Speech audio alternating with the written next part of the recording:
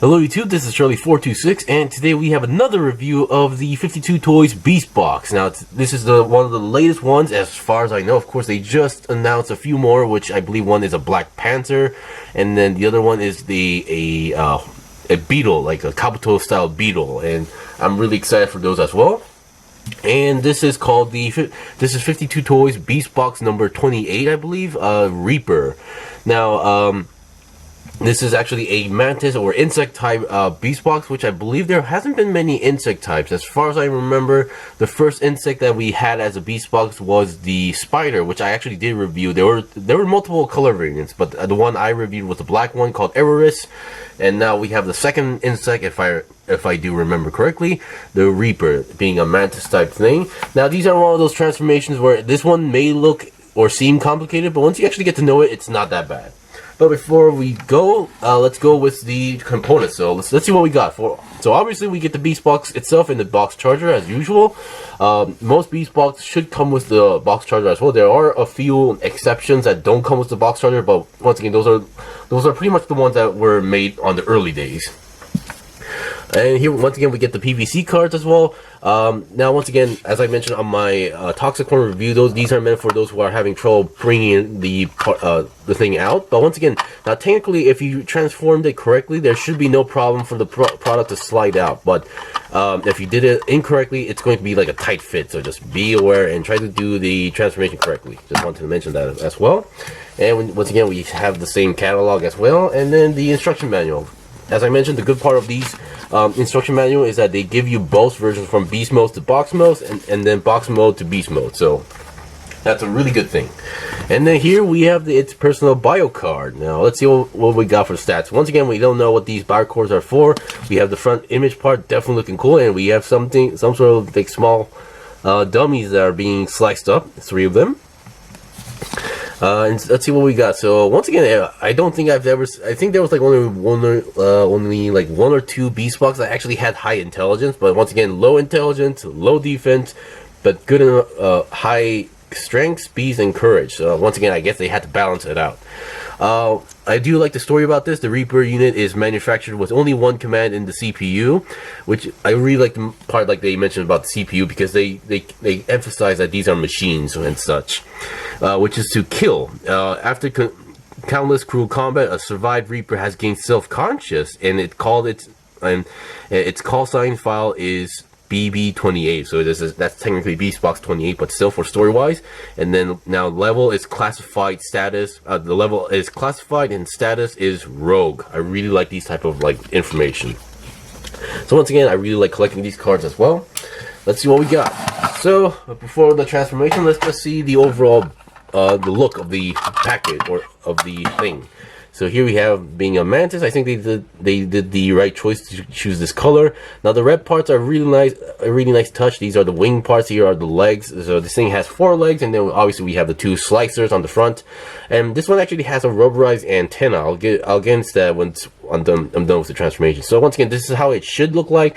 Now one of these, I do like the transformation, but when they advertise this, they kind of focus on this part of the look in the cube mode. Now I don't mind that, but once again, when these type of transformations, the only thing that I sometimes just wish is that they would try to focus on how they look when they're inside the box, because like some beast box, they're actually like symmetrical from the inside, like when you look at this. But now this one, wherever you put it or which direction you put it, it's going to be non-symmetrical. So just that's one part of me. But once again, I really enjoy these toys. So once again, I'll be right back with the transformation. So let's see what we got. Okay, I'm back. So here is the fully transformed Reaper, and it looks really good. Now, once again, they haven't done many insects, but once again, they this, and then the third one is going to be a Kabuto style beetle, and I'm really excited for that. Now, once again, I would like to a little bit confession. As much as I am a big Kamen Rider fan, I am not a big fan of real bugs in life. So I tend to usually kill them right off the bat, unless it's like a really, sacredly rare like beetle. For example, if it's like a Hercules beetle, I know those are really rare, so I would tend to call a friend who is like an expert on them. But other than that, if I see a worm, a real mantis, cricket, I tend to kill them or just run away. Alright, so here we have, now the transformation, for those who bought this, may feel a little bit complicated, but once you actually get to know the structure, it's not that bad. So let's see from the top to the bottom. So here, let's go with the head. Now I really like the head. They have the small details going on here. Even the eyes are definitely has those bug eyes like effect going on there. On the inside, and here are the antennas I was talking about. They are made out of rubber. Now technically, if I remember correctly, when I first got them, the antennas were more in this position, but after doing the transformation, and I tend to leave my Beastbox in cube form, they kind of went to the side. Of course, I'm pretty sure this is there's an easy fix for this, but still.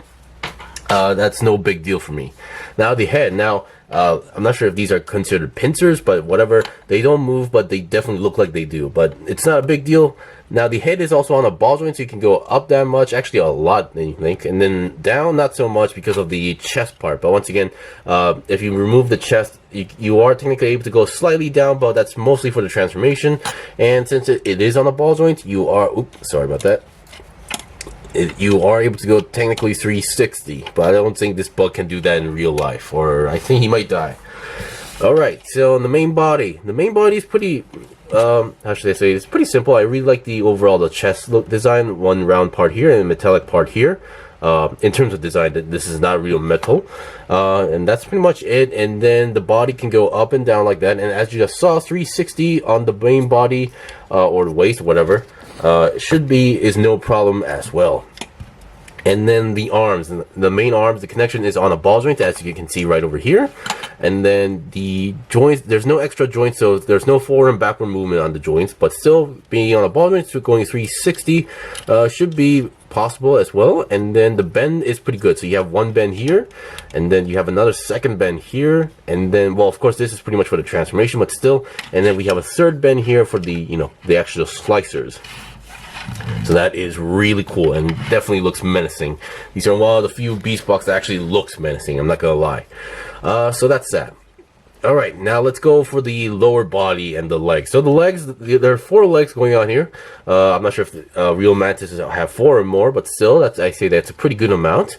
Now, all 4 legs have the same amount of articulation, so I'm just going to go mention one. So you can go 360 like this, because there's a rotating joint here, and then they can move forward and backward. But once again, this is mostly for the transformation as well. Same goes for the front part. And then the bend, we have one bend right over here. You can bend all the way in, but once again, that's one for the transformation. And then the lower leg, you can't bend inwards, but you can bend outwards, and go this much. But once again, for the transformation.